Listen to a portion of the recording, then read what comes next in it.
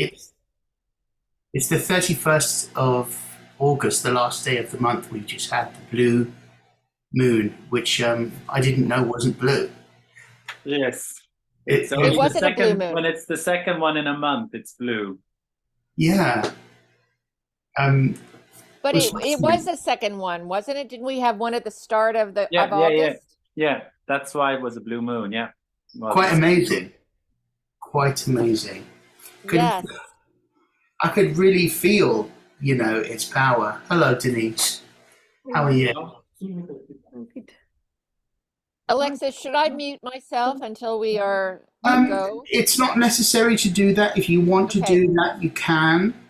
Um, shall we introduce ourselves? My name is Alexis. If you don't already know me, I'm hosting Sacred Segments. Denise, do you want to introduce yourself? Hi, I'm Denise. I'm a healing person. I'm not prepared. Good to meet you. I'm in a good mood today, so I'm Oh, feeling that's nice. bright and happy to be here. Excellent. Carl, do you want to introduce yourself? yeah, I'm Carl Preisler. I'm a trance medium, so I'll be channeling my guide Katarang a bit later for you all. I also do trance healing. Beautiful. Okay. And Christiane? Carl, I didn't hear a word you said, so I'm hoping that my voice is coming through. Your voice sort of came through in a bit of a stutter on my Oh, system. okay. Do I? Can you hear me? Yeah. Okay. So I'm a breath practitioner. First of all, thank you, Alexis, for inviting me. You've been inviting me for years, it seems. I And I've finally got you here. Thank you. So I'm a breath practitioner, breathwork practitioner, and a rebirther and a life coach. And I've been in the healing arts for, I think, about 30 years. It's hard to believe that. And I am also a writer, and um, but the center of my life really is healing work. And I've been in this as a result of my own path beginning in my 20s. My spiritual life began in my 20s. My spiritual path began, and it began with breath work. So that's, I guess, my introduction. And Alexis and I met each other in London, England, when I was leading a circle. I work with groups, and so he's become a friend and a champion, I guess. He's all these years. Very lovely person, Thank you. Alexis, you are.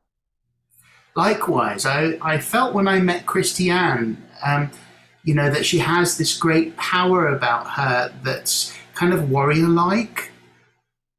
I see you as there's a particular female warrior, and I think that you embody that energy of the female warrior. I can't think of the name, but hopefully it will come to me in this session. An Amazonian warrior. Oh yes, that's well. I think it's in part because of my height. I'm nearly 6 feet, and at times I'm a little above that if I'm wearing heels, right? So, do you think it's about stature, or do you think Um, it's I think there's something energy? also in your character that's very strong. You're very kind of forthright and no nonsense. And I found that a little bit intimidating in the beginning, but I know that it comes from a place of like real strength and love and sincerity and yeah. The, Thank the, you. There are reasons for that. I mean, I see now. I mean, in my older years, where that comes from. But our journeys are all of us, I'm sure, have had really interesting journeys and difficult journeys at times. And some of that warrior I developed early in response to life events, but I also think it's probably past life too. that makes sense. I'd like to speak for a moment Yeah. about the Archangel Nathaniel. It's a little left field from the conversation.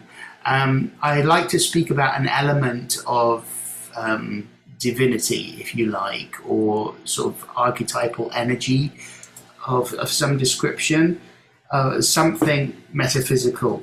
And the way that I view the archangels, or the angels, if you like, is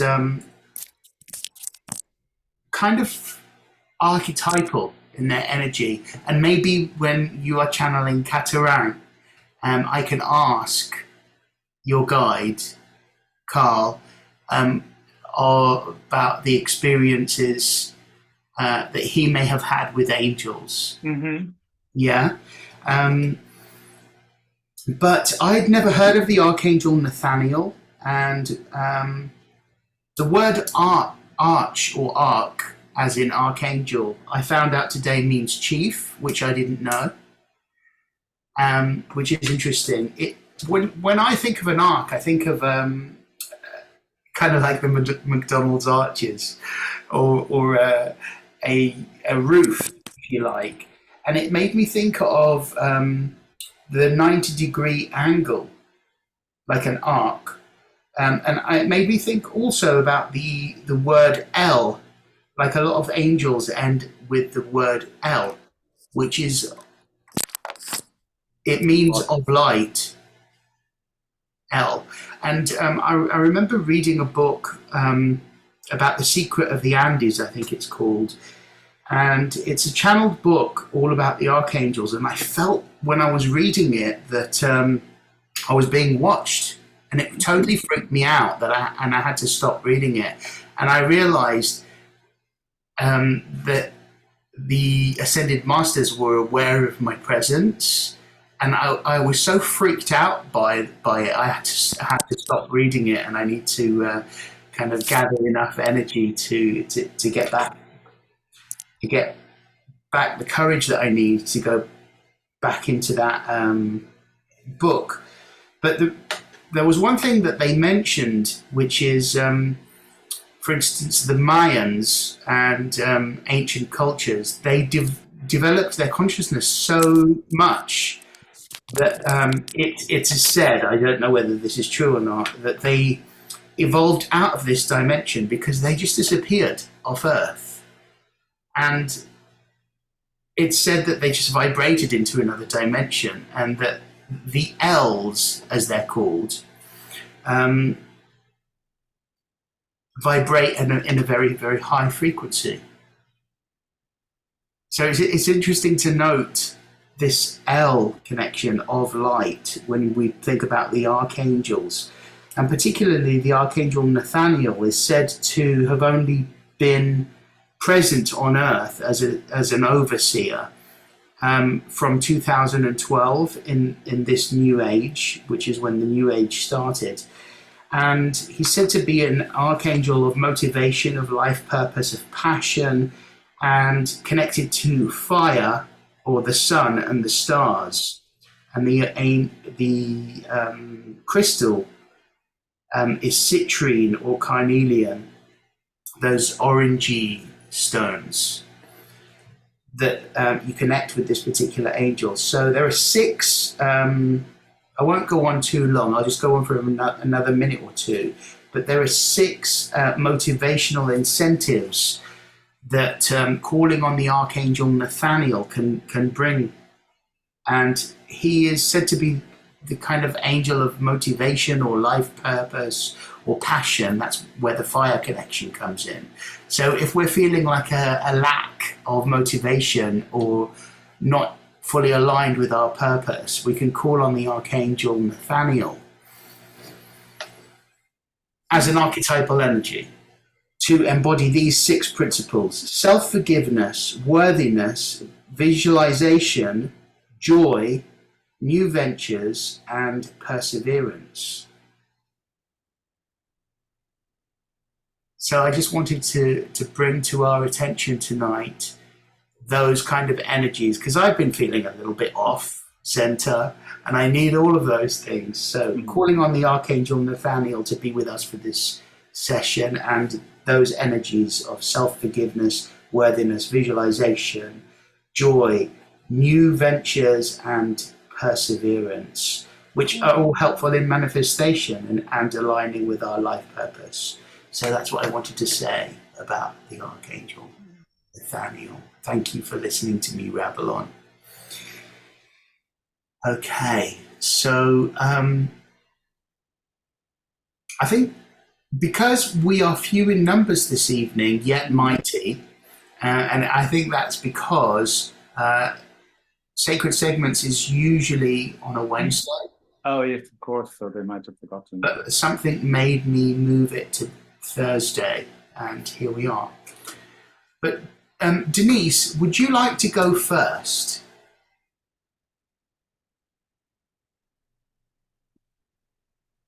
Right, I've centered myself now, so less rambling.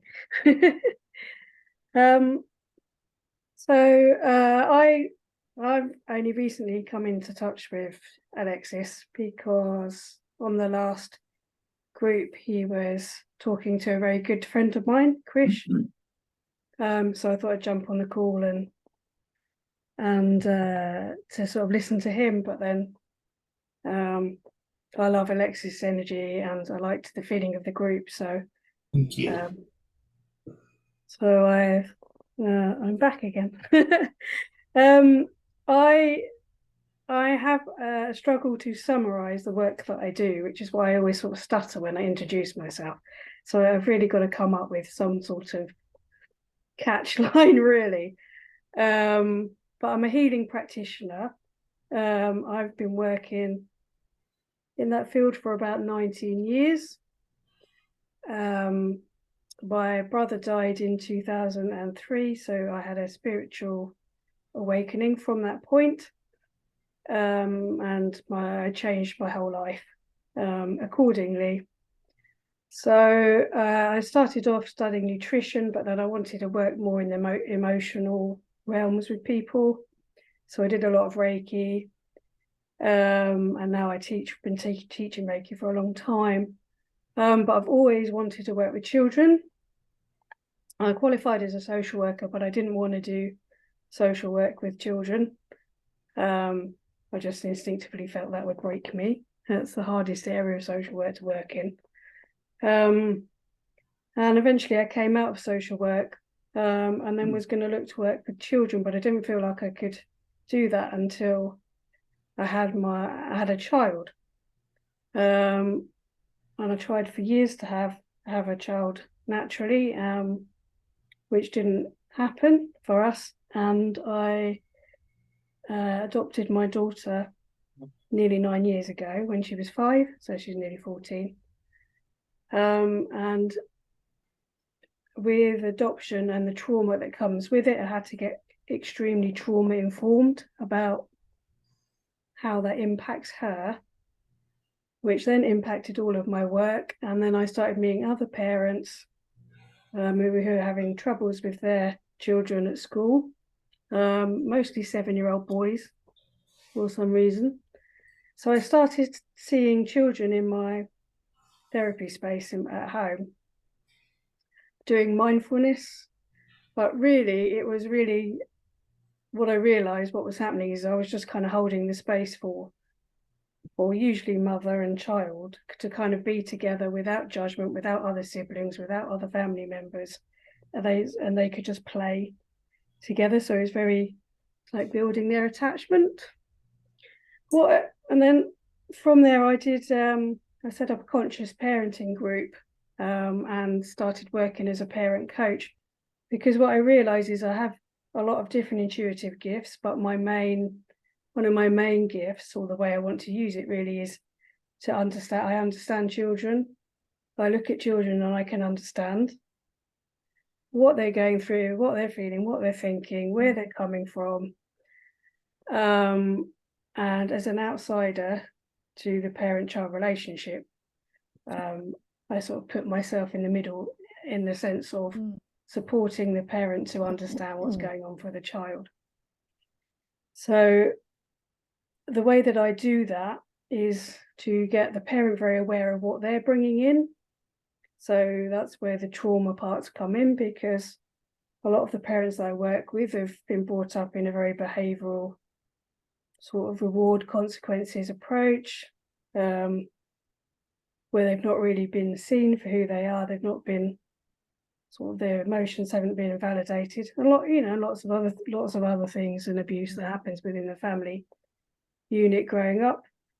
So I support them to understand what's going on with what they're bringing, and how the child is carrying some of that through, and then coming with their own stuff, their own sort of soul path, and that the parent relationship doesn't need to be the parent in control. It needs to be a collaboration between two souls,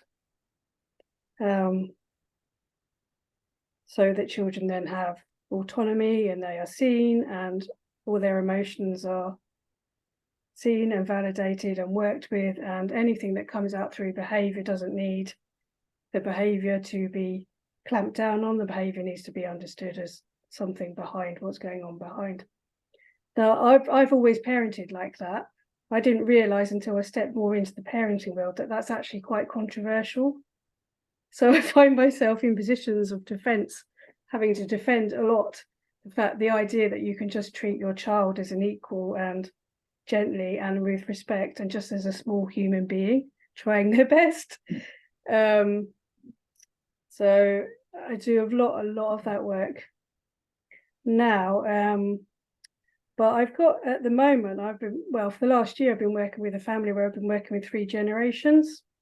So I started working with the grandmother, who's in her 60s, initially to help her to come to terms with her childhood.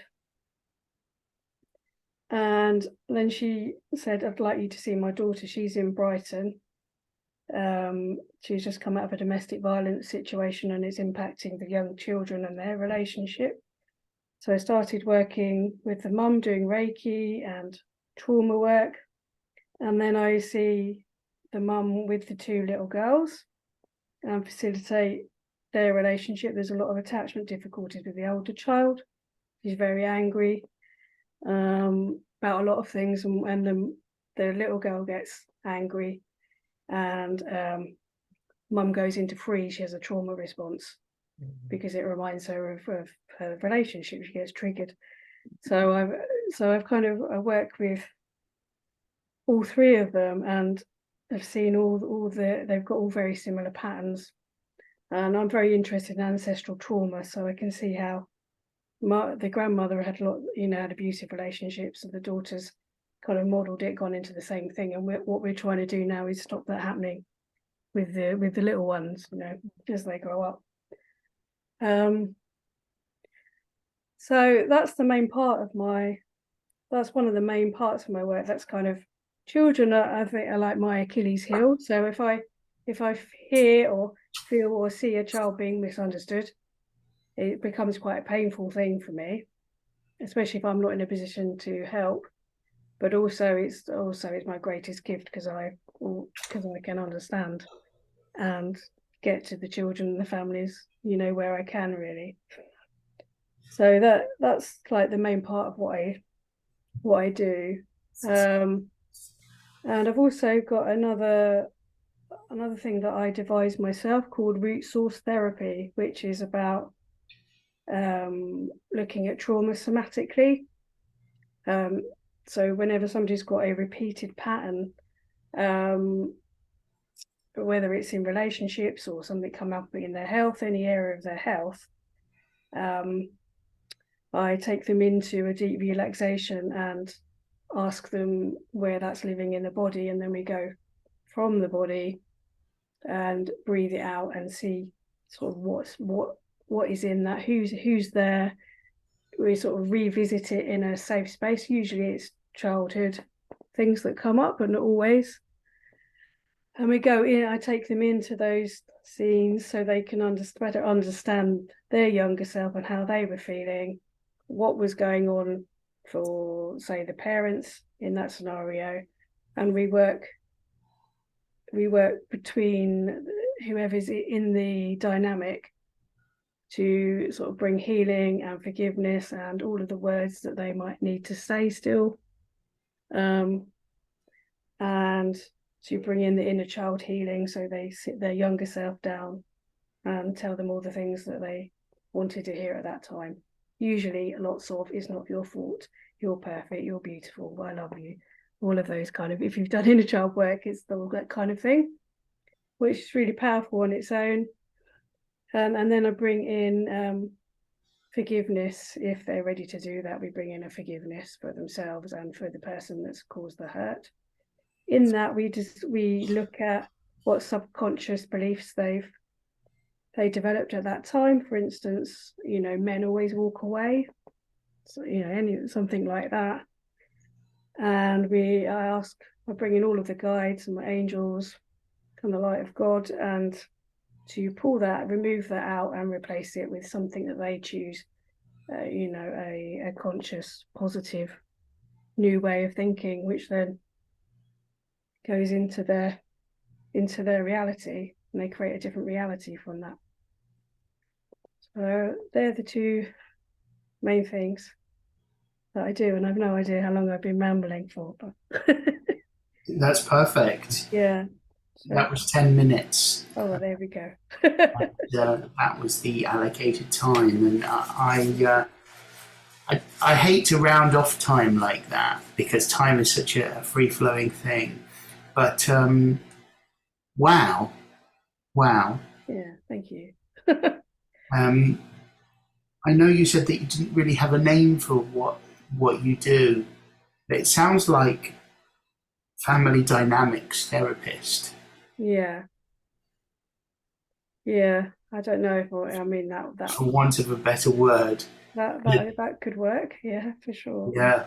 Yeah. That's really fascinating. It's a shame that Paul isn't here. He's meant to be here, but he sent me a message saying that he did some healing work today. Paul is a druid and shaman that's a regular contributor on Sacred Segments, and he does inner child work, magical inner child work.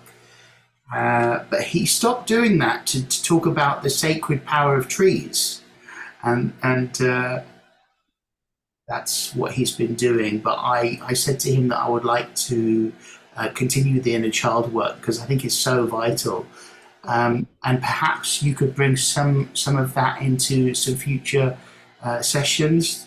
Yeah, for sure. Some inner child work, because I think that all of our inner childs really need healing. Yeah, absolutely. I do it for myself all the time. Yeah, all the time. Well, I want to talk to you more about that after the other two segments, if we may. Perhaps we could talk again towards the end about this work. Does anybody have any questions for Denise or thoughts? I would love to just say that hearing you speak about this is you're very gentle. I can feel your energy is very gentle and very sweet. Thank you. And I would imagine with children that you are such a breath of fresh air, and you create such a receptive space for them to be who they are, including adults, as a matter of fact. Yeah. Particularly adults who have been, as you've said, unseen, unheard, unwanted, feeling unwanted, and are unexpressed as a result too. Yeah.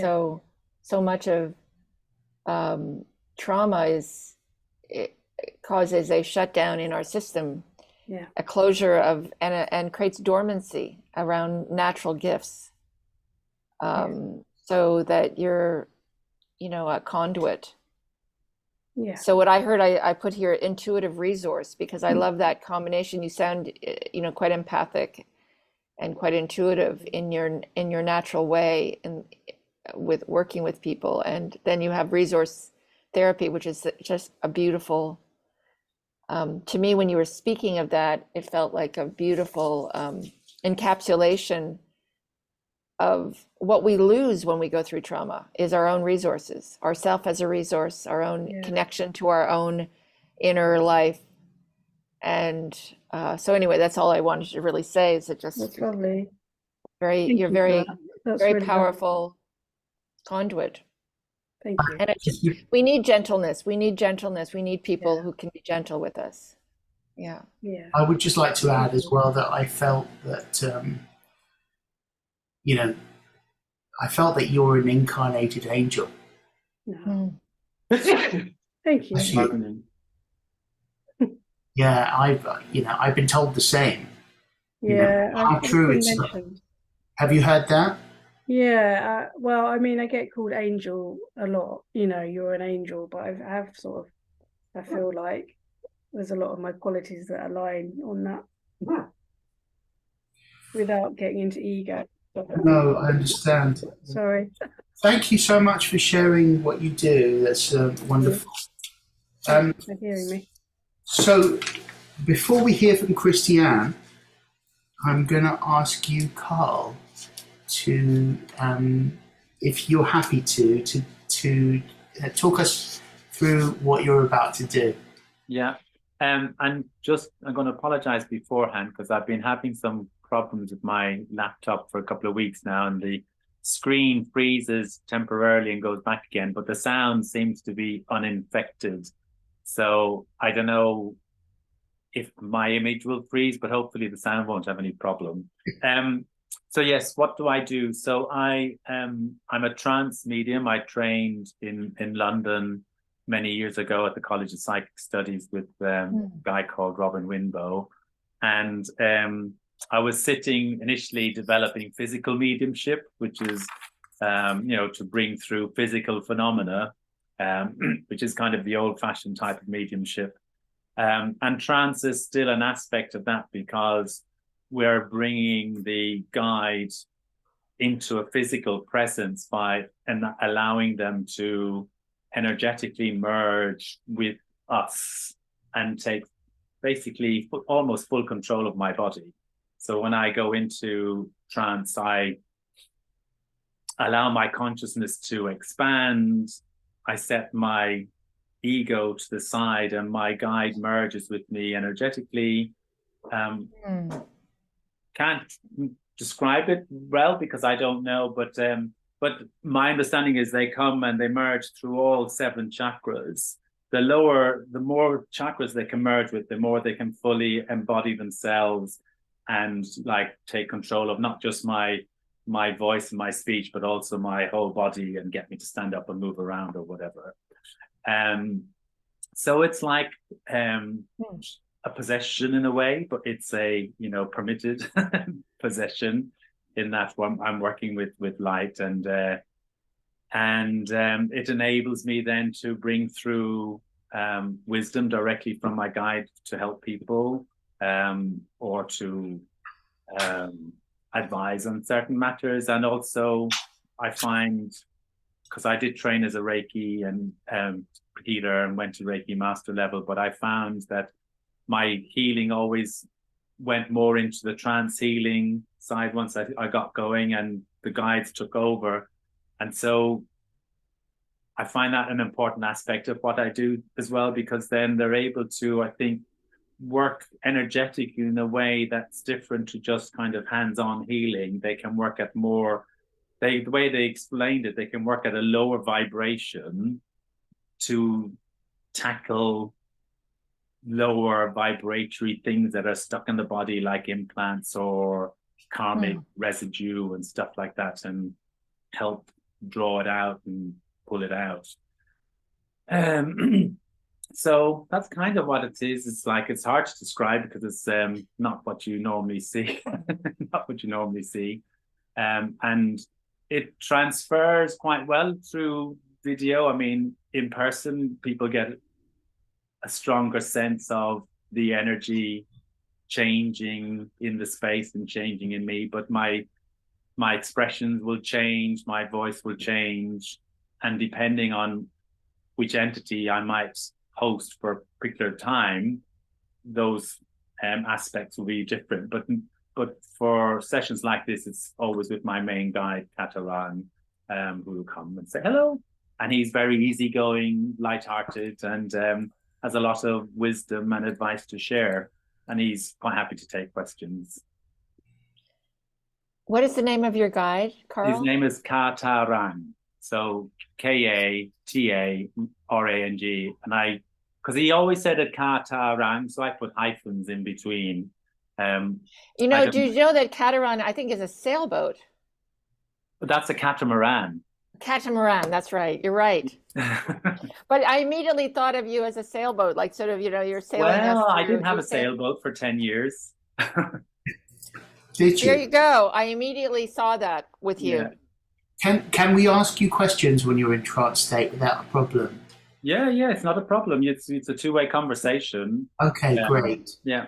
So That's are you wonderful. And he can only answer, you know, to the best of his ability as well. He's not, you know, well, I don't know. I mean, I don't know how much access he has information to, but he's, you know, my job is to stay out of the way and not get involved. And will you come out of trance at the end of the time, or will you stay in trance? No, at the end of the time, I've come out. I go in and out quite quickly. Okay. I mean, I think he'll be aware of the time, but you know, if he's going over, if you just like mention it, he'll like say okay, and like and he'll withdraw, and then I'll be back to myself. Great. I think because we're a smaller group, if it's okay with you, Christiane, we'll go. Totally okay. Great. Okay. So it will. My only time. Excuse me. Sorry. My only time. Restriction. Yes, thank you. That's the right word. Is I have something else at 1 o'clock my time, which is in 90 minutes. So. Okay. So we'll take a full 10 minutes if you're okay with that, Carl. Yeah. Christiane. Yeah, 10 minutes is nothing.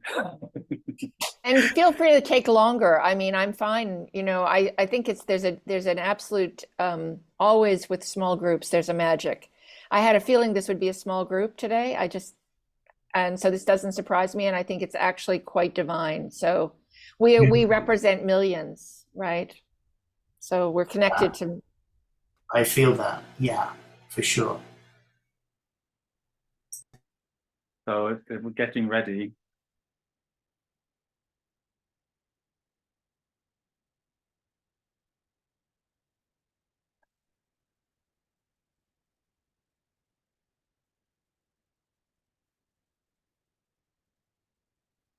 Yes, okay.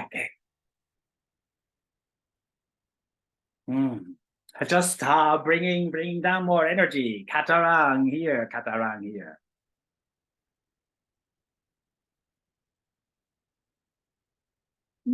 A lot of things around today. Must be something. Okay. So thank you so much for inviting us again to speak here with your group. And as you know, we have no conversation with this man about what we are speaking, but we are happy, very happy to be here again. And we want to talk to you a little about the aspect of love, loving and how you love yourself and how you love your neighbor, because this is a very important element of spiritual growth for most people.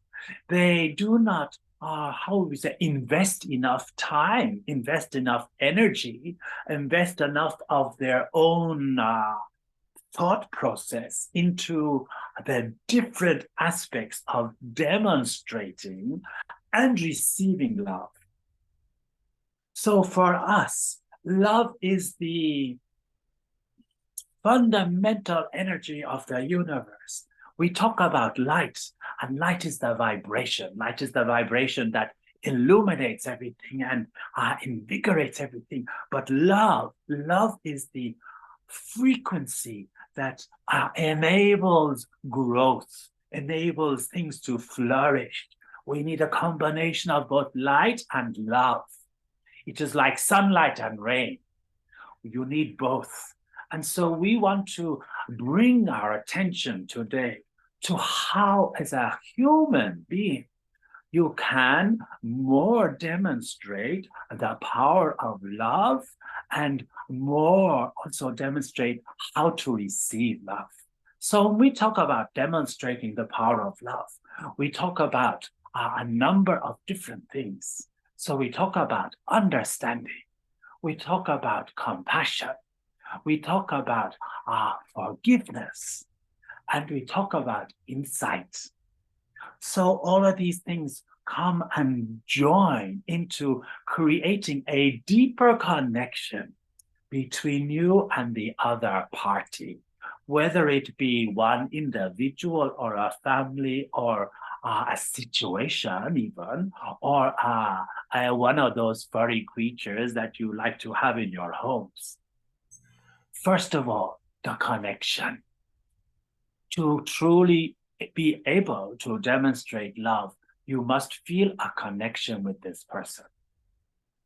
And we are going to talk about examples where maybe this connection is not natural because there is some animosity or some misunderstanding. And that is why the insight and the compassion elements are also very important, because you must open your mind and be tuned in to the situation, to the aspects of the situation, to the aspects of your knowledge, your understanding, your, shall we say, spiritual contribution to the equation of two people, but also an understanding of the other party, of their situation, of their spiritual level, and how they can, or maybe less so, contribute spiritually to the combination of forces. And then we have compassion, the energy of compassion, which is often misunderstood. Because yes, compassion flows naturally when you are triggered to see the suffering of others, and you feel a compassionate love because you wish to help and lift them out of their suffering. But what about those people who you do not have the same emotional connection? Maybe someone in your family who has treated you badly for many years, or somebody in business who has also, shall we say, misused your trust to take advantage of you financially or in other ways. And in that case, we have to consciously invoke a feeling, an energy of compassion. And how do we do that? We do that by, again, connecting with insight, connecting to understanding of our situation, understanding of the dynamics that have propelled, shall we say, this other party to act or behave in a way in which they have done. And through that sense of insight and understanding, you can develop a compassionate stance, a compassionate understanding that this behavior has been unfolding due to external influences. And as you begin to see deeper into the situation, you will understand that the person has been, to the best of their ability, attempting to honor what is important for them in their life and their understanding of their life's path. And so even those who hurt you deeply, it is often not, how shall we say, directed personally at you individually to harm you purposely, shall we say. It is more a response to certain contributing factors that have contributed to them behaving and reacting and responding in a way to secure their own survival, we could say. And so from this perspective, from this gaining of additional insight into such a situation, you can begin to develop that energy of compassion. And through this connection of compassionate understanding, a little spark of compassionate love can begin to flow. And that might be demonstrated through improved listening in a situation, so that instead of always responding with an aggressive denial or counterattack. We take a position of receptive understanding, allowing the other person to fully express their situation, shall we say, and maybe even allowing you to gain more insight into those contributing factors. And then from there, you can take a more, shall we say, spiritual motivated response that draws you closer into a mutual beneficial outcome. And even if it is not a question of, shall we say, giving in to the other person's desires, but maybe working through in a more, shall we say, spiritually adult format conversation to manage the situation without it escalating into very strong, heated arguments. So this energy of love that we are talking about, why is it so important? Because today in society, we see so many people now looking for, shall we say, the quick hits. Everything is superficial and everything is about their own personal needs and putting themselves before their brother, before their neighbor, before the planet. And we here who are working to elevate the energy of the planet and of our brother kind, we have to be prepared to take a different position spiritually and project a different energy spiritually in those situations. We have to be prepared to contribute to raising the energy of the situation so that it becomes more of an educational process for spiritual development in both parties. And so much can be learned by a little bit of give and take in such situations. And it can often result in increased understanding and awareness in the other party too, as to what has caused them to act in such a way. So this is important for us to understand when we talk about love. There is easy love, and there is a conscious love that requires dedication, understanding, insight, and compassion.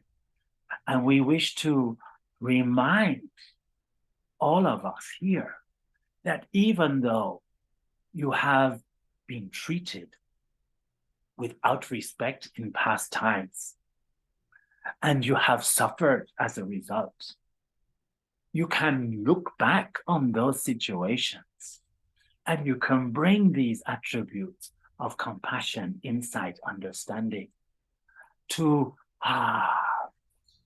disentangle, shall we say, those traumatic emotions from a more elevated spiritual perspective, and allowing forgiveness to enter into the situation. You can forgive even if the person is not there. You can send your forgiveness to the past, which will reverberate into the present and into the future.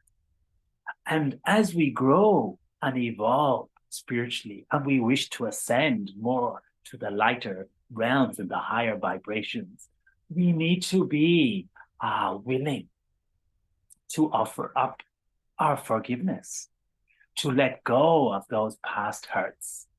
All of us have some. All of us have been there. And all of us find it difficult to fully release. Fully release. It takes time.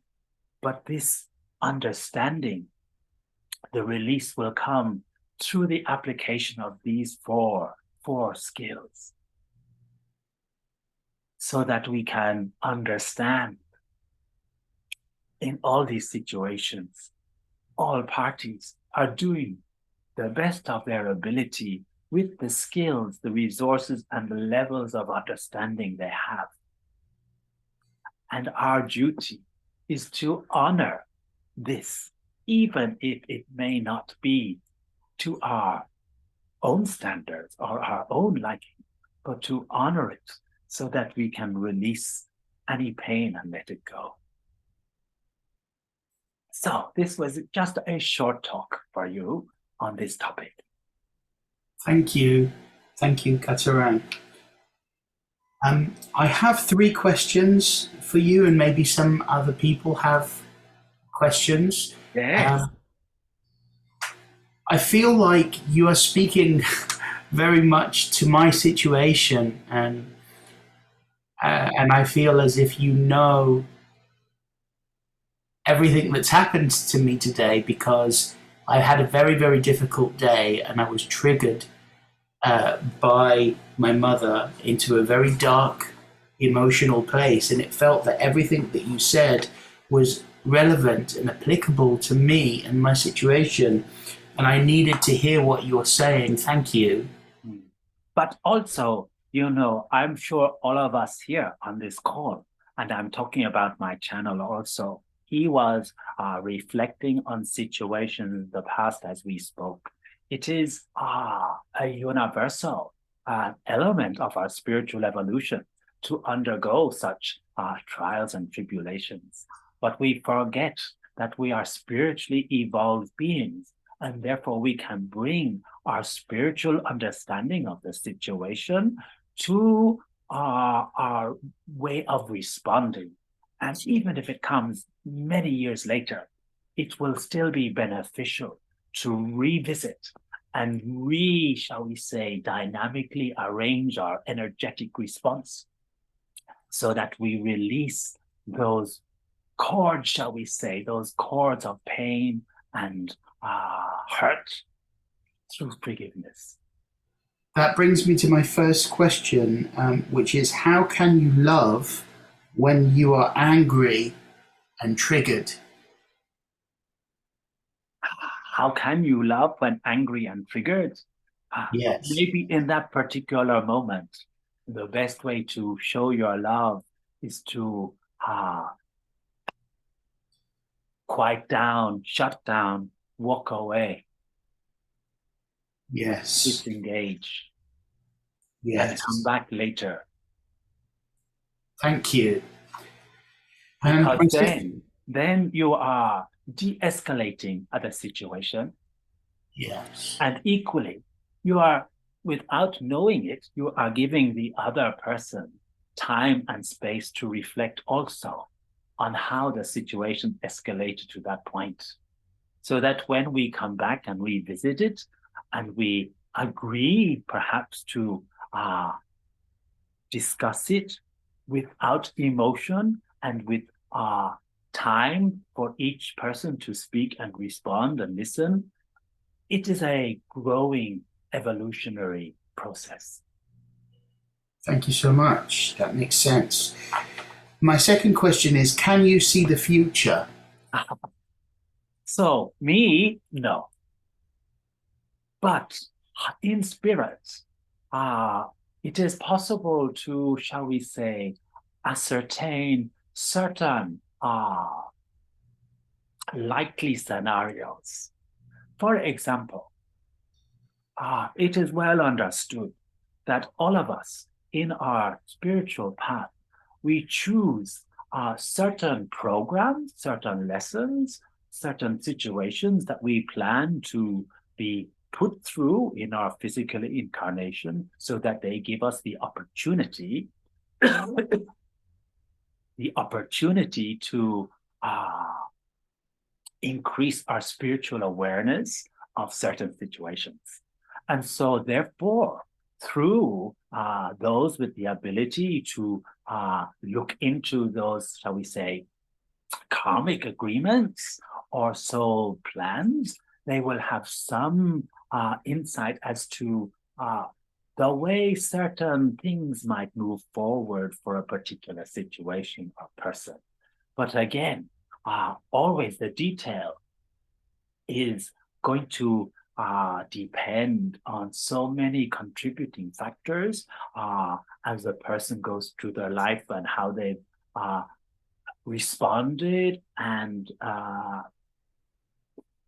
interpreted and assimilated certain lessons from previous ones can influence how they respond and react to other situations later on in life.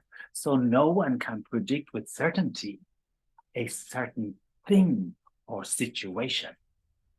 But there can be some who can see and connect into that blueprint energy for that person and have some insight as to certain key events that should unfold in their life. Yes, I understand. Thank you.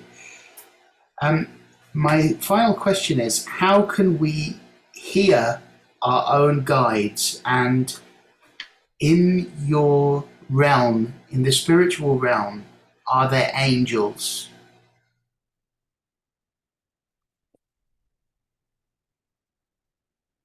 So there are angels in all the realms.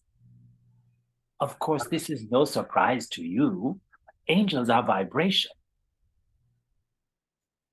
Right. All the realms exist interpenetrating each other. What we are talking about is discernment as to the different levels of vibration. So in the way you cannot see infrared light, but it is there. Also, in our realm, there are other frequencies of light that we cannot see, but they still exist. So yes, we have angelic beings who watch over us in my level of the spiritual world.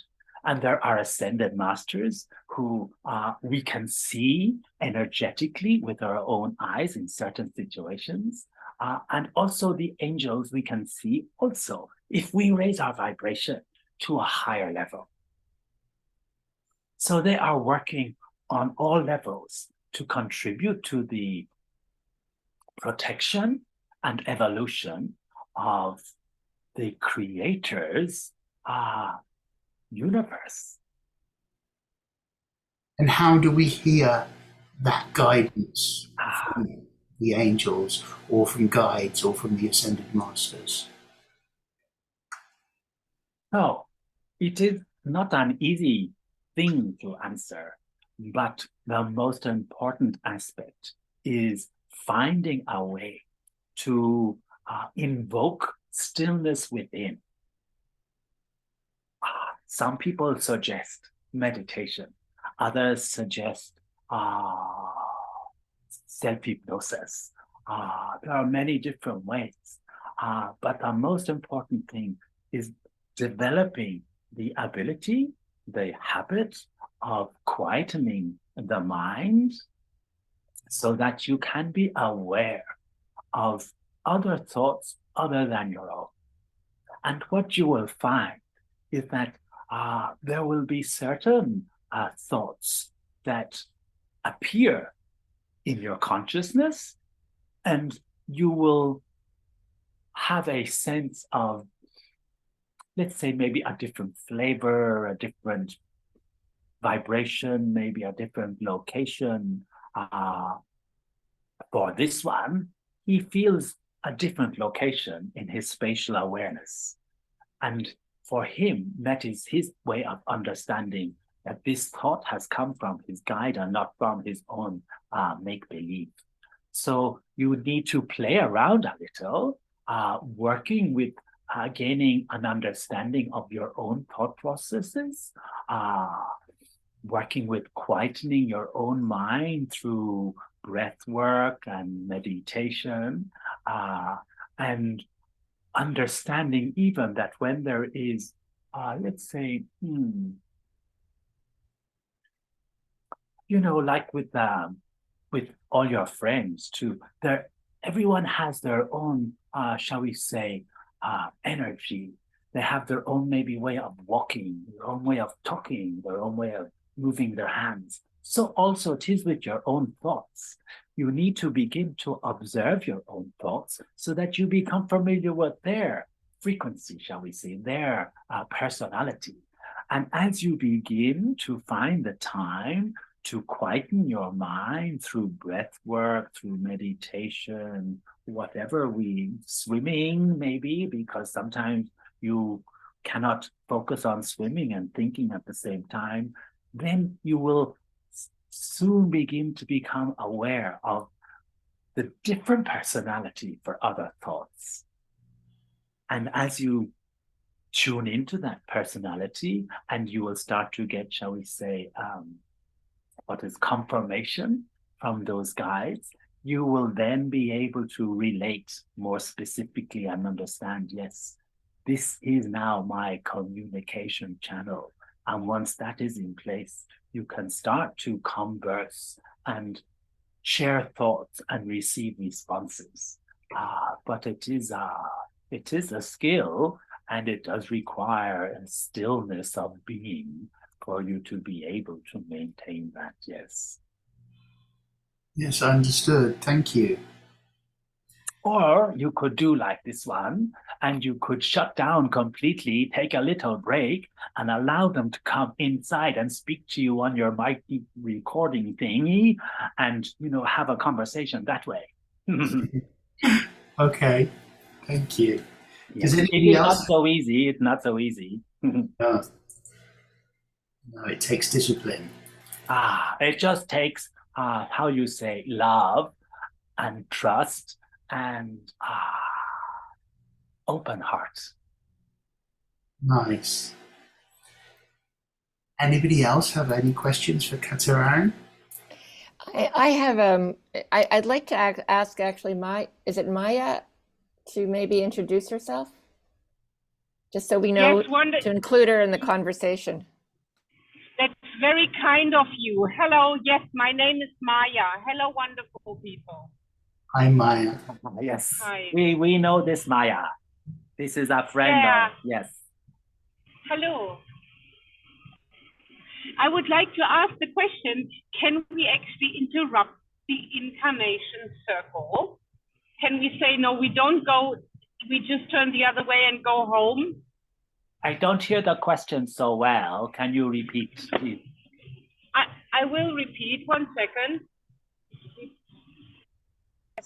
Can I interrupt my incarnation circle? Because I understand that we incarnate again and again and again and again. Can I interrupt that? Can I say, I don't go when the light is calling me, I just turn around and walk the other direction? Is that possible? So how we will explain it is as such. By the grace of the light, we have been given shall we say, identity that is separate from the divine oneness. And through that individualization of identity, we have been gifted with the insatiable desire, shall we say, to reunite with that oneness. And so all of our living moments is about how we can once more reconnect with that divine unity so that we become once more again part of the Godhead. And so why I'm saying this is how we choose to go about that is up to each individual. And when you return from this physical incarnation into spirit, you will review what you have learned in this lifetime, and you will compare to what you wanted to learn and what you've learned in other lifetimes, and you will be given the opportunity to prepare to explore another incarnation so that you can grow further. Now, yes, if you really felt that you needed a break, there is no spiritual master that will force you to return straight away. But the truth of the matter is, because we have been gifted with this insatiable desire to reconnect with the divine oneness, we are often only too eager to step back again onto that escalator of reincarnation so that we can get on with our spiritual evolution. Now, there are opportunities also to do in different dimensions, different spiritual realms, different planetary environments. So they could be considered too. But the simple answer is yes, it is possible. But in most cases, there is often not the desire, because once we have returned to spirit, our perspective and understanding of everything has a different flavor and at a different vibration and level. And so our view of all these things is very different. Thank you so much. May I ask another question? Yes, Can of I course. ask? It would be nice to know 3 things how we each of us can raise our vibration every day. 3 things, please. So, the first one, connect with love. Connect with love. And this, when we say connect, we mean you must, through your heart center, you must feel and definitely open up, invite in the love of the universe, the cosmic light of divine creation, to enfold and envelop you and express itself through you, through your heart chakra, your heart center, into the world. So you become love. This one is the most important. Okay. The second one is to increase our level of understanding and insight. So again, through our controlling our thought process, shall we say, we allow our thoughts to be I'm trying to think of the word, to be, so we don't allow them to run around like crazy little puppies. Instead, we train our thoughts to be more like well-behaved adult dogs that follow their master's command, that sit when he says sit, that goes to fetch when he says that goes to fetch, that goes to the bed when he says go to bed. So we master our thoughts so that our thoughts are not running around like crazy little puppies, but instead serving the purpose of our spiritual evolution and our continued maintenance of a high vibratory state. And then finally, the third one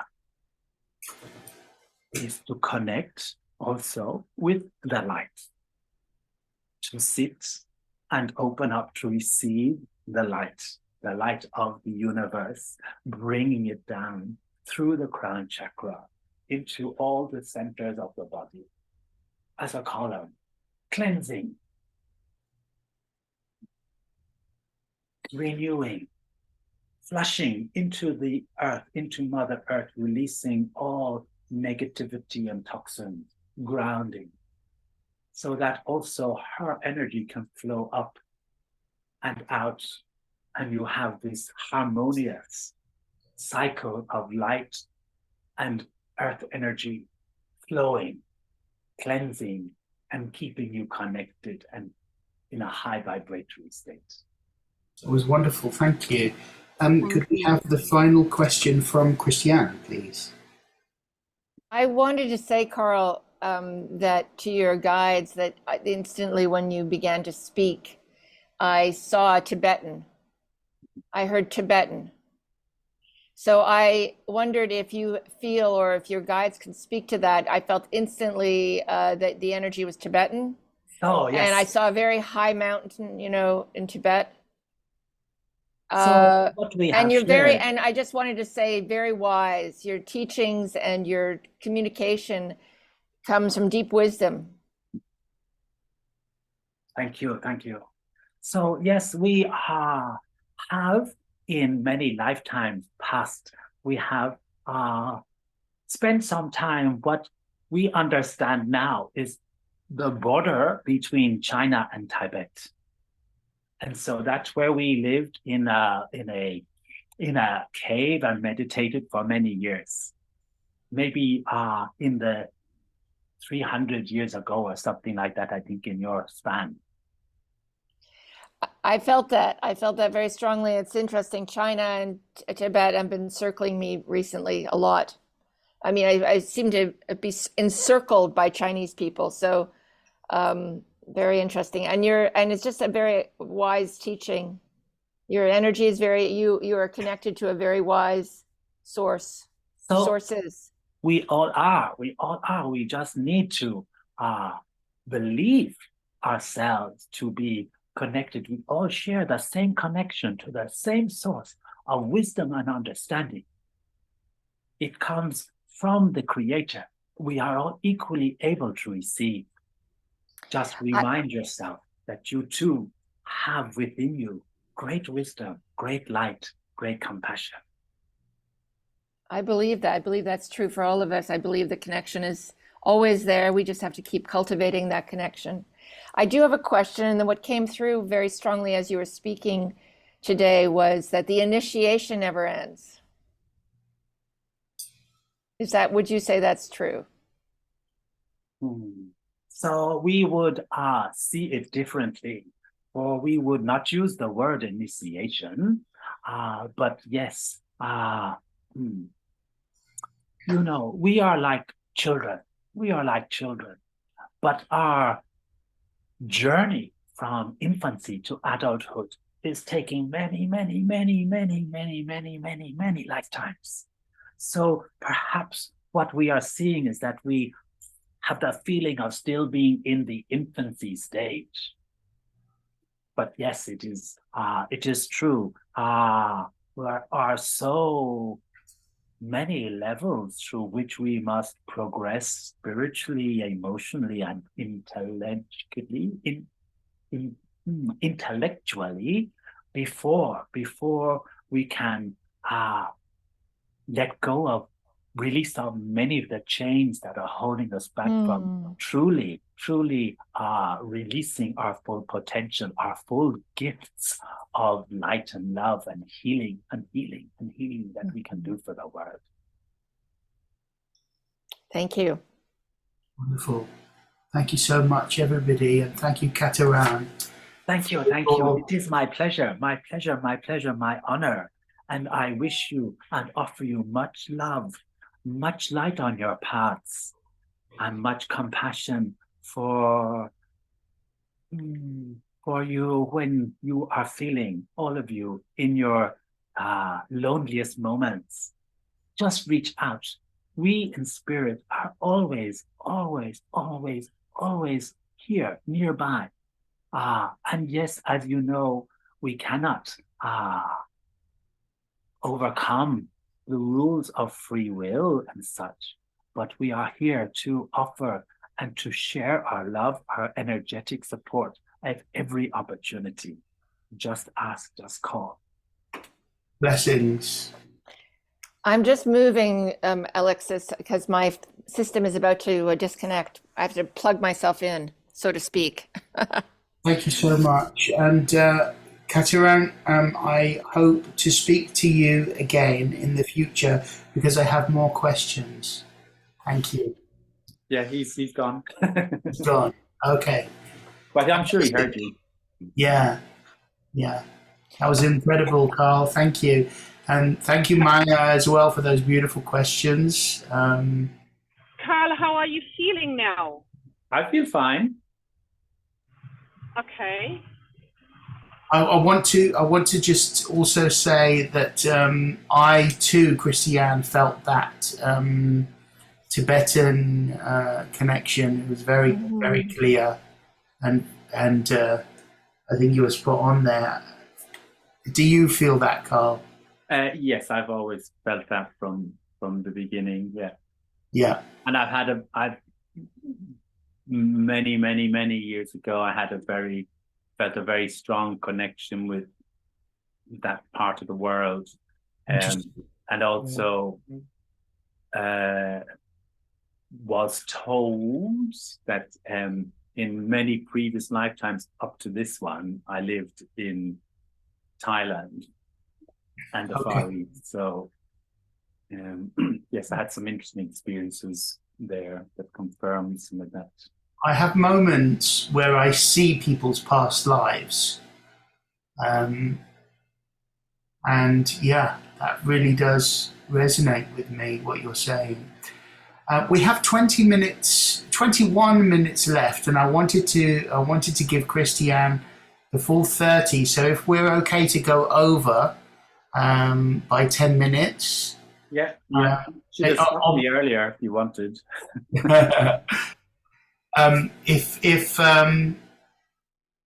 If anybody needs to leave, that's completely understood.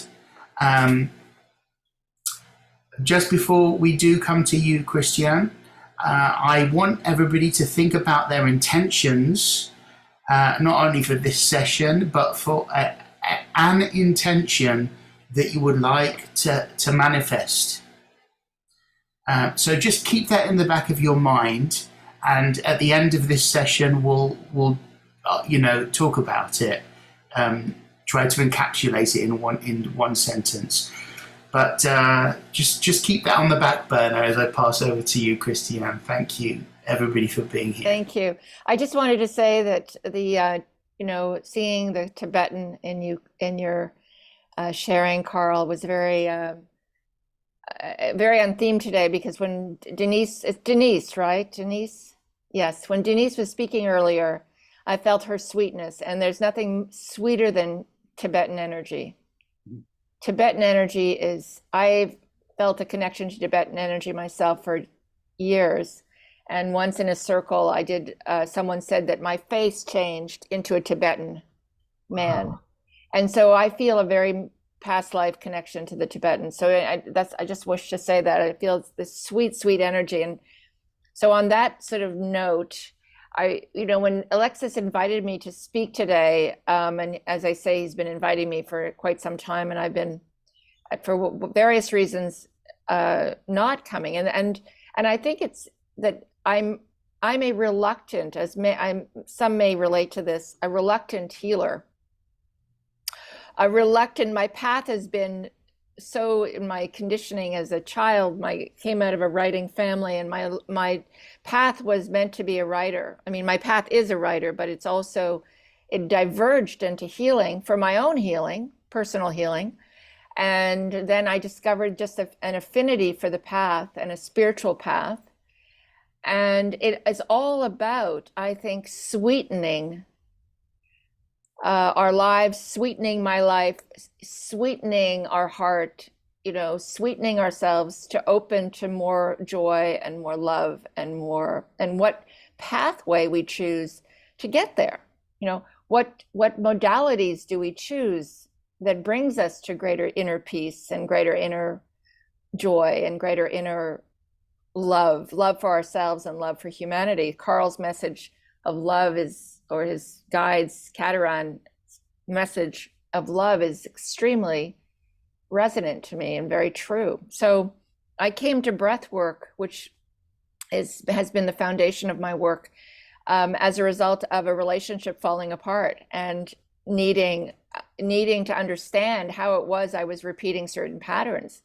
And that was very early in my life. And when I came to breathwork through therapy, through a therapist who said to me, you're a quick study on things, but you need to make a connection between your head and your heart. So if anyone has had this experience. So today, when I'm sort of just tuning into where I'm supposed to go today with this sharing, when I tuned into today, what I heard was slow everything down.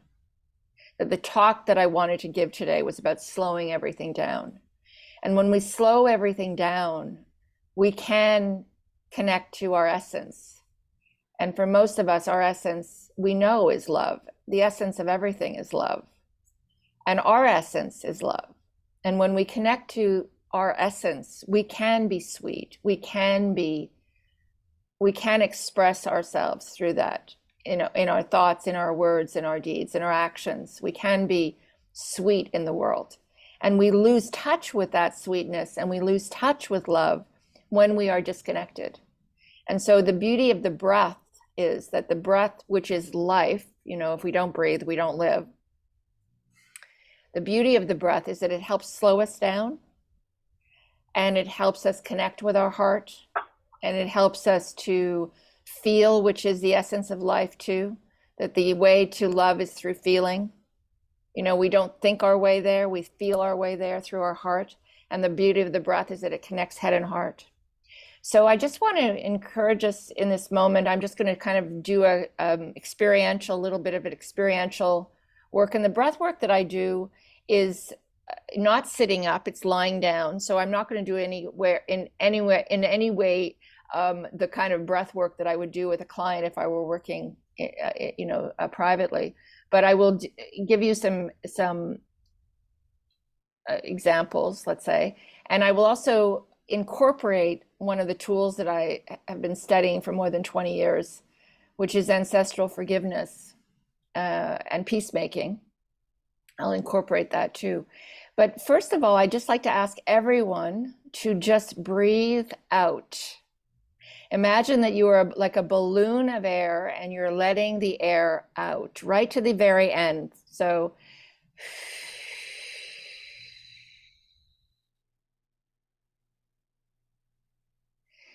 and then you can close your eyes and you can breathe in through your mouth and breathe out again through your mouth.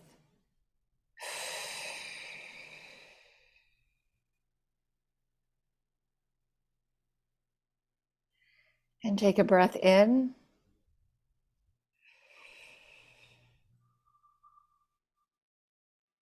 And a breath out.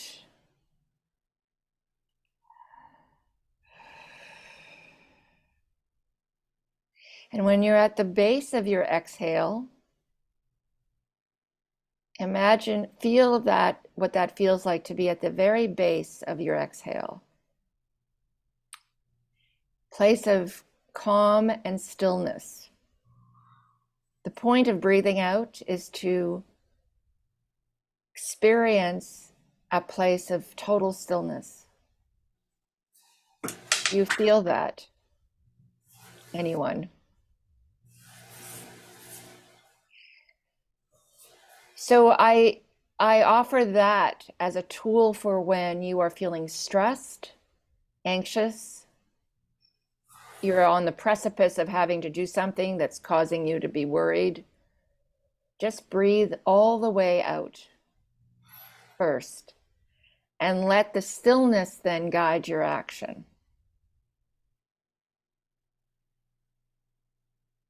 It's a very, very simple technique. Would anyone like to? I'd just like to get a feeling from anyone how that was. It's very beautiful. It's very soothing. Sometimes you have this moment, I don't even need to breathe. It's just, and you wonder how long you actually can hold it. And it's so beautiful. It's very calm. Mm-hmm. Mm-hmm. And it's a beautiful, beautiful antidote, an exercise that's so simple to just do as a release from fear. People express fear in different ways, anxiety, chatter of the mind, and so on. And breath is a tool. It's a gateway to feeling, and as well. So it's a kind of a bit of a feeling to people in this culture is a bit scary. People are sometimes afraid of feeling. They're afraid to feel their sadness. They're afraid to feel their grief because they're afraid to feel because feeling will, in their minds, they'll become collapsed into those feelings.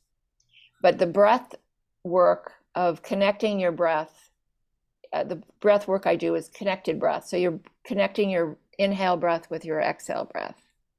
So when you breathe in and you breathe out, and you breathe in like a circular breath, and you breathe out, and you breathe in and you breathe out. And the one thing I would say, not that there anyone is going to, I'm sure on this call you're all very experienced in one way or another in healing work, but what I say when I work with someone is, you know, in a way, please don't do this at home for the length of time I do this with you, which is an hour of breath work, you know, of connected breath, because until you are, you know, well trained in breath work, you don't want to do it on your own unless you have guided support, because feelings do come up, and sometimes feelings can get you disconnected or thrown into a state that you're not used to out of some past experience. So not that that's going to happen here, but what I'm going to teach you is not at all, or show you, demonstrate, is not at all something you can't do at home. But I say that just because it's cautionary on my part. So the breath I do is you're connecting your inhale breath with your exhale breath. And the purpose of that is to just bring greater peace and aliveness to the body.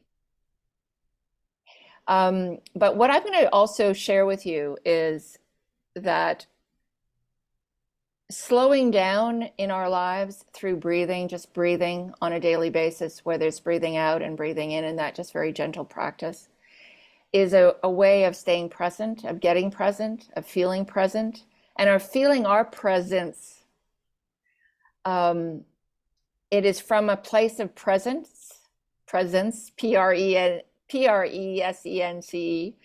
that we can make our best choices. Have you ever had an experience in life where you don't feel present, you don't feel, you're suddenly in a rapid mind, you know, maybe Alexis, your experience this morning with your mother, you're feeling just rattled and frantic and anxious and, you know, thrown, and you've got to make a decision. And have you ever had that experience of, I wish I had just taken a little time to be present? Completely disconnected from my sense of self. Yes. Yeah. So in that moment, here's a tool that I will give you that comes directly out of my work with the ancestral forgiveness. And I'll share a little bit more about that in a minute. But the exercise is I can write it out or send it to all of you, or send it to Alexis, who can share it. And it goes something like this: God, or infinite light, or however you describe the infinite, God, please lift out of me all negative energy that I have absorbed from sources known or unknown. Sometimes we know where it's coming from, sometimes we don't. So sources known or unknown, please transmute it in your love and light and return it lovingly to its source. Please fill me with your complete love, your complete light, your complete life energy, and your complete peace and your complete prosperity. Please, God, thank you, God, thank you, God, amen. So when you ask to have the energy, whatever, you know, suddenly you're sitting there one day and you're having a beautiful morning, and then suddenly you feel a wave of negativity, or suddenly you feel a wave of depression. Where does that come from? Sometimes it is our inner process, and sometimes it's because someone's thinking of us negatively, or someone is close to us who is depressed. And we're picking that up because we are connected, you know, we are all one. All of us who are more sensitive do pick up energies. And so we can use that small little process and I do both of those. I breathe out and I breathe in, and I breathe out, and I just get to a place of stillness. And then I ask, if the energy is still there, I say, where is this energy coming from? Please, God, show me where this energy is coming from. And if it still doesn't dissipate, or I still don't get it, then I do, please lift out of me. Well, there's a perfect example. We kind of connected with something there. So please lift out of me all negative energy that I've absorbed from sources known or unknown. Transmute it, you know, return it lovingly to its source, transmute it in your love and light. I'm asking for the energy to be washed clean by the love and light of God, or the infinite, so that when it's returned to its source, it's not returned in that negativity, and that I be filled with the light and love of the infinite. And it is really a beautiful process. And what will happen in that process, you will find either the energy, if it's still with you, it means that it is yours to clear. If it lifts, as I've often had this experience where I've had this suddenly, I've had a beautiful morning, and then suddenly I'm depressed. Where'd that come from? I wasn't feeling depressed. Like, what is this? Or I feel anxious. Suddenly I'm starting to. So sometimes when I do that process, I will literally have the experience of it being lifted. It's like it's a big whoosh of energy out, which means that I have lifted out something else that wasn't mine. And when it is mine, it still stays with me. And I say, I have some work to do here. So how can I clear this? So I use both the combination of breath and forgiveness prayer. And I'll give you an example. So I take a deep breath. So let's all take a deep breath. And a breath out. And a breath in at your own pace and rhythm. And a breath out. 3 to 5 breaths in, 3 to 5 breaths out. And then I say, infinite love, infinite light, God, universe.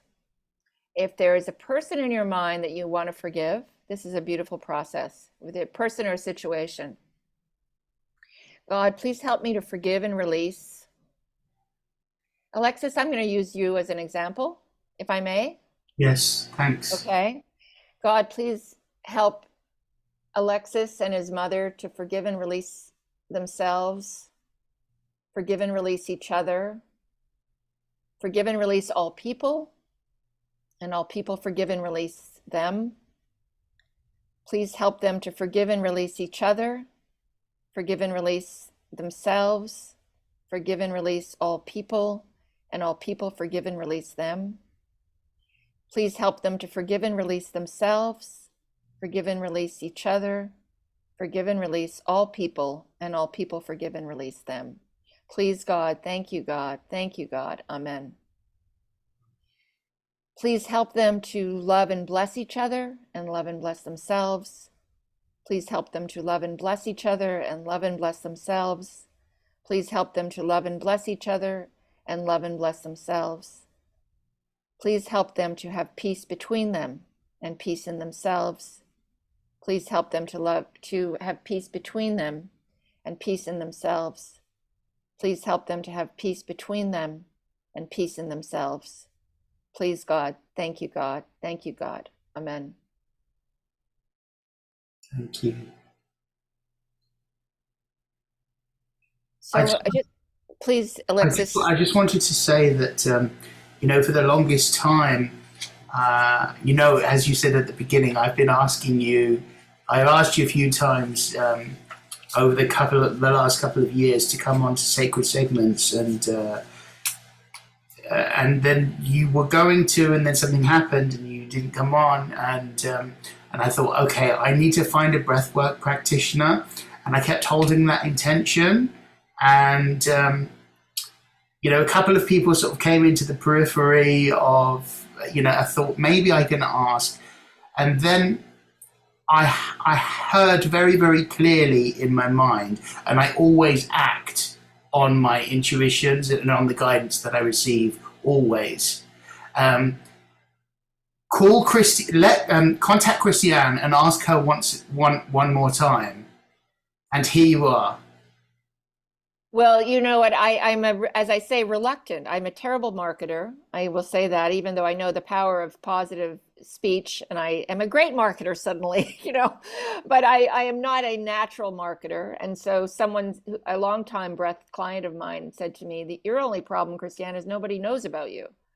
And that's probably true for all of us, right? And I love breath work. It was my very first introduction to my spiritual path and to healing.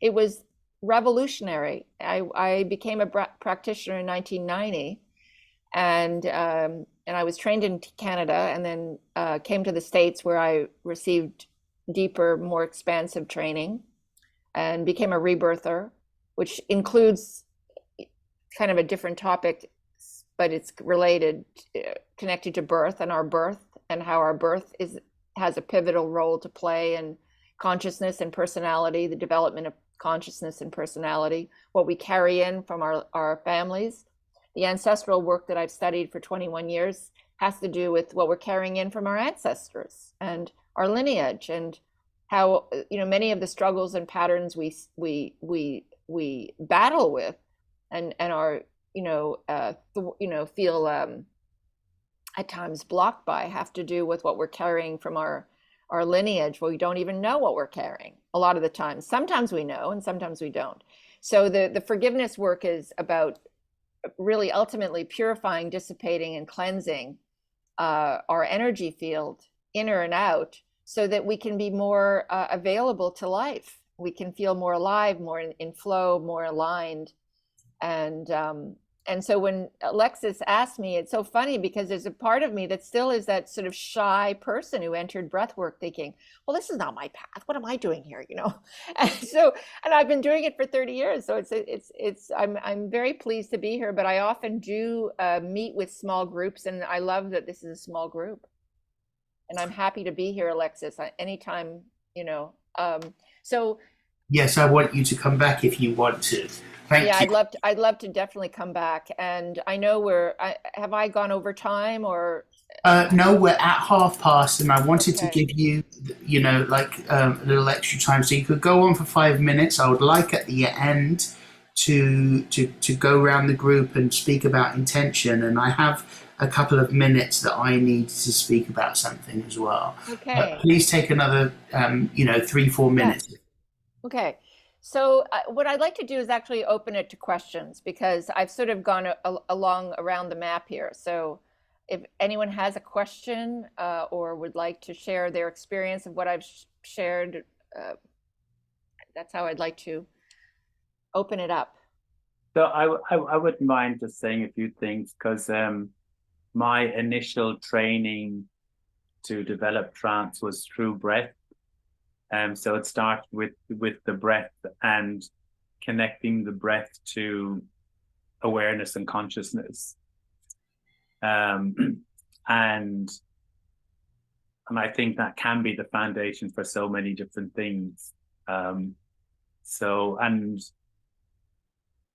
I find it easy these days to hold on the in-breath and the out-breath. My breathing is a lot slower than most people. So when people are going like, take a deep breath, I'm going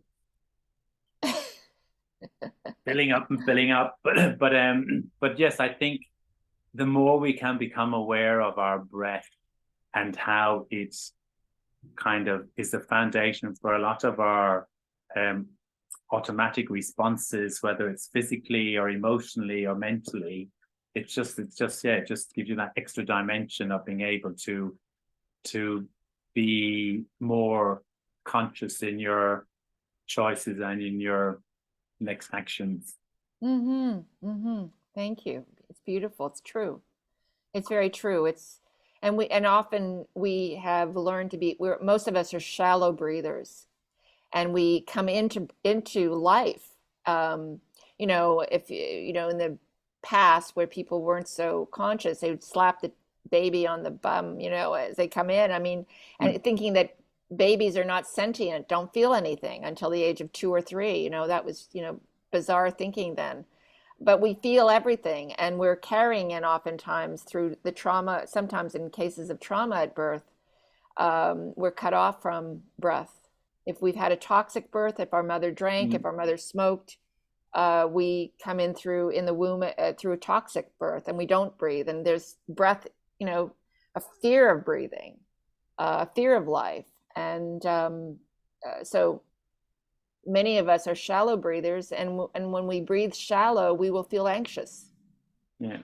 And when I think in the Hindu tradition or the yogic tradition, your life is determined by the number of breaths you take. You're given a certain number of breaths. So the more you can have a slow, steady breathing rhythm, the longer you can extend the vitality of your life as well. Yes, and it's youthing. Breath is youthing. We all get younger when we breathe. And so if I were with you live, which I hope to be at some point, Alexis, I hope to come to London again. And, you know, if I did a live breathing, I'd have you all lying down on a mat and it would be a beautiful experience. We could do that, but yeah. And anyway, I don't know why when you started speaking, it made me think of another form of therapy, but I don't know if you've heard of, called TRE, which is trauma. I just looked it up again to see what was it's called. Trauma release. Yeah, trauma release exercise. Yeah, and I know well, that can be quite profound, because I did it once with my Kabbalah teacher many years ago, and it can be quite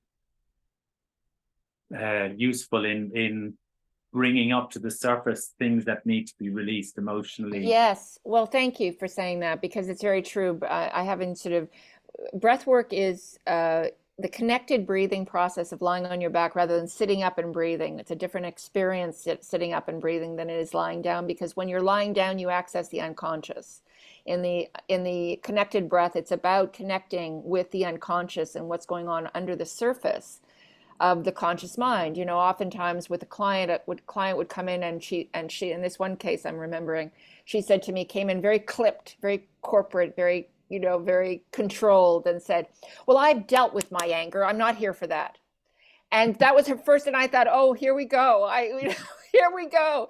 And what actually was, because anger, you know, is fear and sadness. Under the surface of anger is fear and sadness. So immediately she burst into a deep release of sorrow that was connected to the anger she felt as a little 4-year-old who had been, you know, talked to angrily by her mother, and who had made a decision about her life based upon her mother's, you know, overwhelm at that moment. And it was so clear to her, and she burst out and she was like, I guess I did have to deal with my anger. You know, it was very, very, very funny. She saw the humor, big laughter, big release, big crying. Yes, yeah. So breath, in 3 seconds, she lay down to breathe. And I just thought, well, here we go. It should be quite a roller coaster ride here today. And it certainly was, but she was game for it. So the people who come to breathwork, in my experience, and it's always been true, are ready without knowing they're ready. They're ripe. In fact, I've often said that the clients who work with me are ripe for change, not even knowing that what they're looking at, you know, or, you know. So yes, it's very transformational, and because it can help to access the trauma in a safe way. It's a container to release in a safe way what you've been afraid to feel. The mind and the ego can make things very scary, but the body really wants to release, and the breath acts as a bypass. It bypasses the mind and relaxes the body so that feelings and energy that you're ready to release can come to the surface for feeling, release, and transformation. So thank you, Carl, for saying that. It's very true. Breath work is, and rebirthing particularly, is very much about that kind of release. Final question for Christiane, anyone? I just wanted to say, my mother, she's an asthmatic, and they breathe very shallow. So you could walk into every asthma clinic and hold your talk, Christiane. You will Thank you. You know, Maya, that is an incredible, I just got chills on that. You know why? Because maybe I'll come to London and do that. Are you in London? I'm in Spain. Hello. Oh, well, I'll come to Spain and do it, because I had asthma as a child. Precisely because of that, my birth was a life and death birth. I nearly died at birth. My mother nearly died at birth. So there was a lot of fear in that birth process. My mother had 3 miscarriages and a baby born full term that died ahead of me. I was a rebirther by, I think, trained pre-birth. You know, when I looked at my mother's journey with birth and children. So your mother's fear is probably lodged there from her life experiences, or from her childhood, or from her birth. And also she had, like your mother, who had the child died, and then the next child came in, so the mother also transferred her emotions to her. So it comes, but please, because I'm an occupational therapist, I've worked in clinics. When you please walk into clinic who are there specialized asthma clinics, asthma clinics. Yeah. Go in contact with them, offer a talk there. They will be very thankful, and you will have COVID too. Oh, that's incredible. That's incredible because I've never heard that before. And actually, I've had more resistance to my work in traditional kind of doctor medical situations.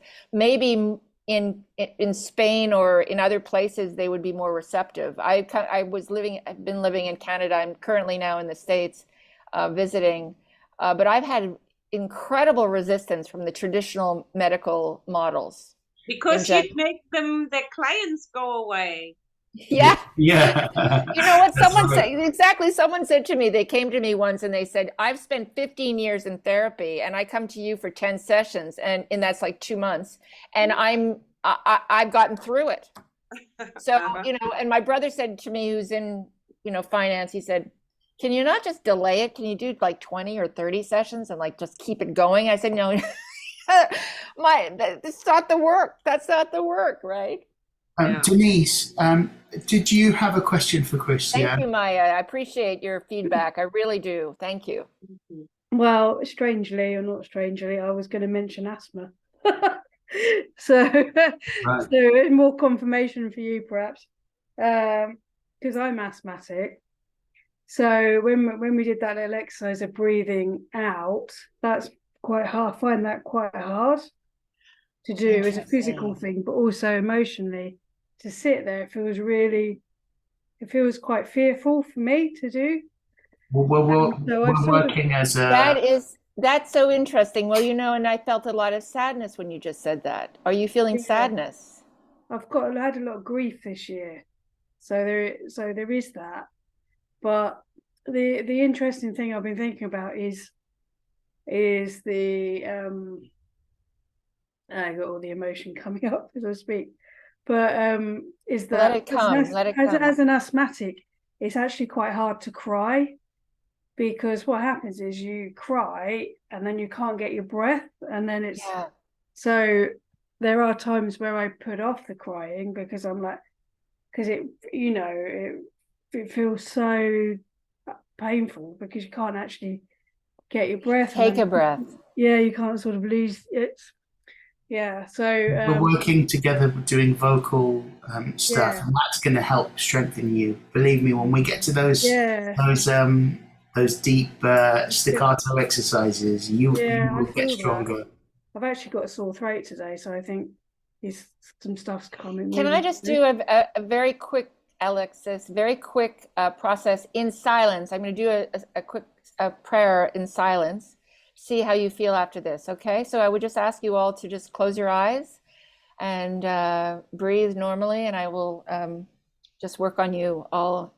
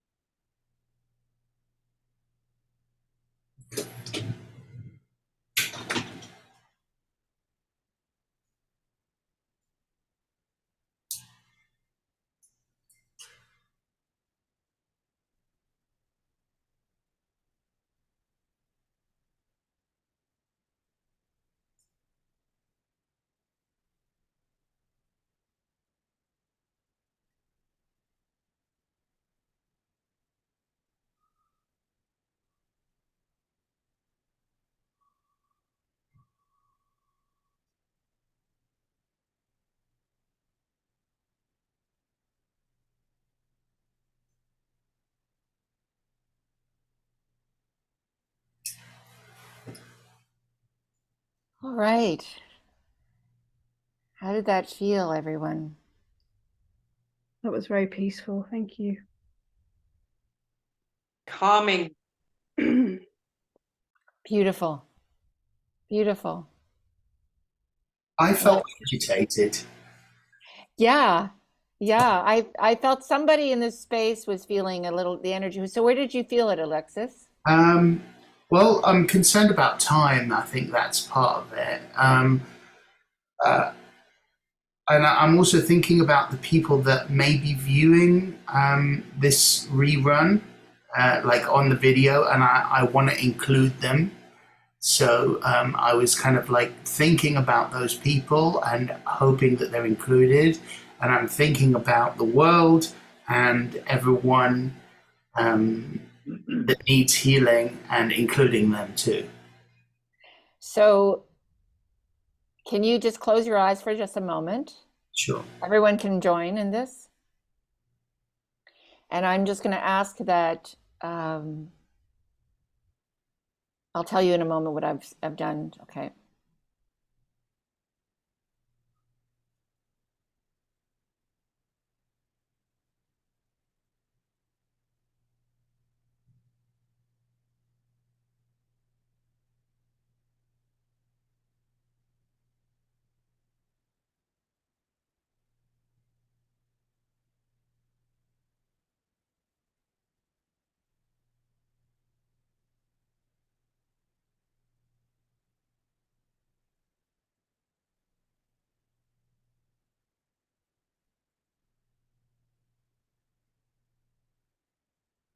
Alexis, what do you notice? Yeah, I feel much more peaceful, and I had the thought of wandering through quantum realities and going backward and forward through time, so that everyone can be included.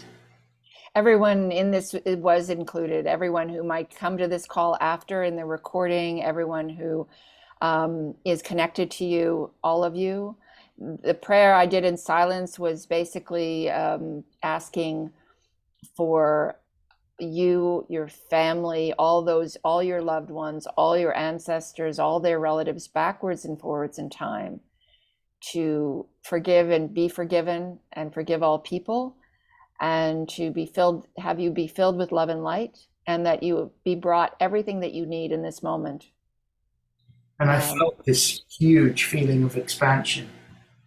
And I still feel it, like space around me. So, because when you shared, which I'm very happy you did, and you gave me permission to do a little bit more for all of you, is that what was coming up was you were in your mind thinking, worrying, thinking, not enough time, not trusting in the perfection of time, and trusting in connecting with your heart and dropping out of your mind and into your heart. So all I was doing was lifting all of us out of our mind and putting us back into the place where the center of intelligence in our body, which is the heart, feeling. There's all the time in the world. We're all in divine timing. Everything's in perfect divine flow. That's beautiful. And each one of you is being brought, and all who are coming to this call after are being brought everything you need. And I also thought about how advanced this group is, this group of people, and that it's kind of like exactly what my intention is for this group, to be light bringers and light bearers to all that need it, and myself included in that. So thank you for your service. Thank you for that beautiful collective outpouring. It's just wonderful. I want to speak just for a couple of minutes before we close this session, and I'm going to ask you all to think about your intention and share it before we do close. And I also want to say that Sacred Segments is a collection of 7 to 10 minutes, the intention is anyway, speakers with a main guest speaker. So I want you to know that you are all invited to do that at any future Sacred Segments. Maya, particularly, I want to say your work as a hypnotherapist, I would like you if you want to invite you to do a future segment to present your work and talk about your work. And that is to all of you too. I want to remind us all that we are master manifestors and that we have incredible capability at our fingertips and in our mind. I want to remind us all that we are master healers if we allow ourselves to be channels for that divine power. I also want to remind us all, including myself, that we are metaphysicians and that anything beyond the physical and including the physical is possible, and that we are all inner children. Our inner child is alive and well, and I'm really grateful to be with you all in this space. So my intention is to access the fountain of well-being. And I'm going to go around the group now and just ask what your intention is. I'm going to start with you, Carl. My intention is to connect with the energy of commitment, follow through, stay the course. Beautiful, thank you. Christiane, your intention. My intention is expansion and abundance and bringing love and light to the world and to everyone I meet. It's gorgeous, thank you. And to go to asthma clinics. Yes, yeah. COVID clinics too, people that are suffering with long COVID. Thank you for that. Yeah, one other thought that I had is that we all need to go to Spain and do some kind of expo as well as a sort of where in Spain, Maya? Collective retreat. I'm in Altea. Carl, where are you exactly? In Javier? So the region that we're both in is called the Marina Alta. So it's around just north of Alicante, halfway between Alicante and Valencia. Well, maybe we'll all go, Alexis. That's tapping into my vision of hosting retreats around the world, and I think that you have all inspired me to do that because there's three of you. Anna's not here, but the three of you are all in Spain, right? Yeah. Okay, Denise, your intention. My intention is to welcome in reciprocal love in all of my relationships. So it is. Love that. Thank you. Maya. My intention is to connect with the future animals who will be in my session talking to me. That's gorgeous. I love animals. Thank you for remembering the animals. I appreciate that so much. I can't tell you. Okay, let's end with a power word. So one word that we want to connect with and bring more of into our life. I'm going to choose the word, actually two words, dynamic love. Maya? I just had it popped out. Smile. Wonderful, thank you. Denise? Unconditional love. Beautiful. Christiane? Bliss. Yes. Carl? Light. Yes. Beautiful. Thank you so much, everyone. It's been an absolute joy. Can't wait to see you all again. I don't want it to end. Thank you so much, Alexis. Thank you for inviting me, and thank you to everyone here. Your beautiful presence. Absolutely. Thank you all. Yeah, big love to you all. And see you all soon, I hope. Yeah. All right. Have a beautiful rest of your day wherever you are. Thank you. Bye.